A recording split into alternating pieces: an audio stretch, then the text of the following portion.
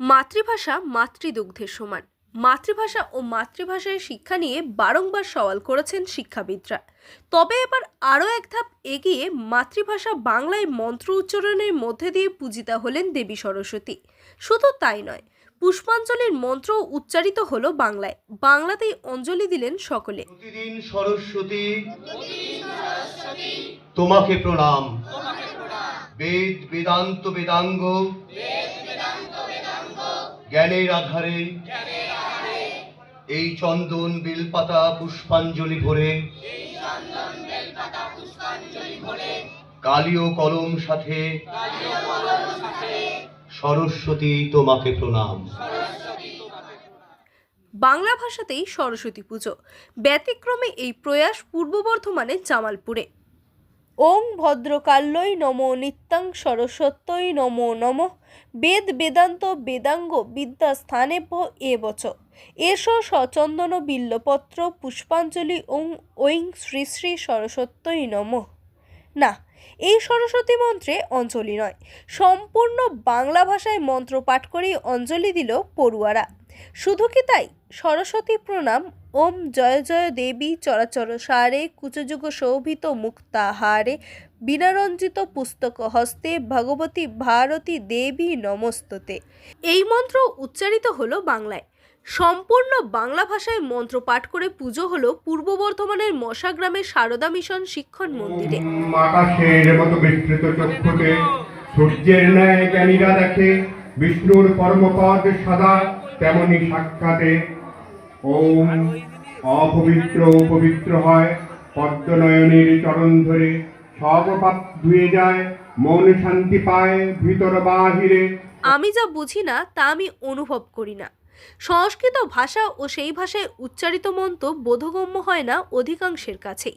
তাই মন্ত্রের মর্ম বুঝতে না পেরে তা অনুভবও করতে পারেন না অনেকেই। তাই গূঢ় মন্ত্র উচ্চারণ নয়, বরং মন্ত্রকে আরও সহজ সাধারণ করতেই মাতৃভাষাতেই ব্যতিক্রমী এই সরস্বতী পুজোর আয়োজন বলে দাবি উদ্যোক্তাদের। সম্পূর্ণ বাংলা ভাষায় মন্ত্রপাঠ, সরস্বতী পুজো থেকে অঞ্জলি, সবই হলো বাংলায়।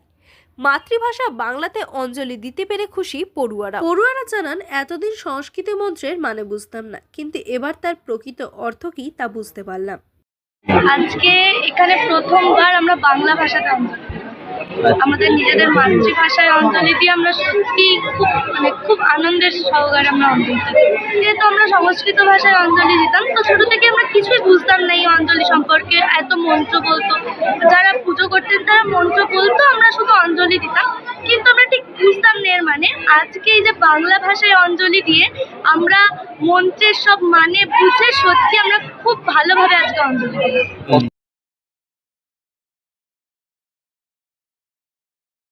এদিন বাংলায় সরস্বতী মন্ত্রের বইটিও আনুষ্ঠানিকভাবে প্রকাশিত হয়। স্কুলের শিক্ষক এবং লেখক মারুত কাশ্যপ বইটি লিখেছেন। সম্ভবত সম্পূর্ণ বাংলায় এই প্রথম সরস্বতীর আরাধনার মন্ত্র সম্মিলিত বইও প্রকাশিত হলো।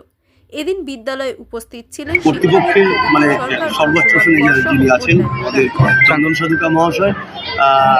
তিনি যখন বলেন তখন আমি এড়িয়ে যাই এবং আমাকে প্রথম বলেন নবকুমার, যিনি গায়ক এবং লেখক।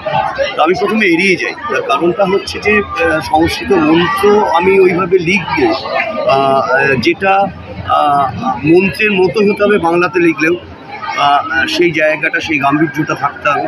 এটা খুবই শক্ত কাজ, কঠিন কাজ, কিন্তু এরা আমাকে ছাড়ে না। মানে আমি এড়িয়ে যেতে চাই কিন্তু এড়িয়ে যেতে পারি না। এক সময় আমাকে নিয়ে বসতেই হয়। আমি প্রথম পুষ্পাঞ্জলি মন্ত্রটা লিখতে শুরু করি, কারণ এই কারণে যে পুষ্পাঞ্জলি মন্ত্র আমরা ছোটো থেকে সবাই নিচ্ছি, বলি এটা পুষ্পাঞ্জলি মন্ত্র। এটা করতে গিয়ে আমি যখন আমি বেদ এবং পুরাণের যে তত্ত্বের জায়গায় ঢুকছি এবং তার সাথে ব্রহ্মাণ্ডের এই যে একটা নিগূঢ় যোগাযোগ, এই তত্ত্ব আমাকে এলোমেলো করে দিয়েছে মাঝে মাঝে। মারাত্মক কঠিন কাজ। এবং সংস্কৃত ছন্দ যা, সেটাকে আমি এনেছি বাংলা ছন্দে, বাংলা মূলত, এবং বাংলা ছন্দে শুধু আনেনি, সমসাময়িক কাব্য ভাষায় ধরেছি। আমি পাঁচালী বা ত্রিপদী ছন্দে আমি লিখিনি।